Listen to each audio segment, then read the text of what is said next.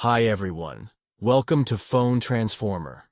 Today, I'm going to show you exactly how to enable VoLTE on Android mobile, so you can enjoy better call quality and faster connectivity. Now, let's get started.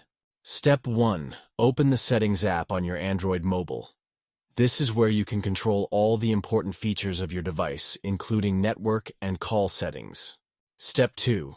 Scroll down and tap on Connections or Network and Internet. This section contains all the options related to your SIM, Wi-Fi, and mobile data. Step 3. Select mobile networks from the list. Here you can manage your SIM settings, preferred network type, and VoLTE option.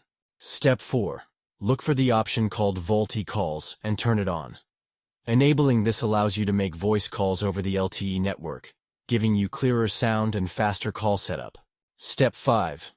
If you don't see the VoLTE option, make sure your SIM card and carrier support it. You may need to contact your service provider or update your phone's software to access this feature. Thank you for watching, and don't forget to subscribe to Phone Transformer for more helpful tips.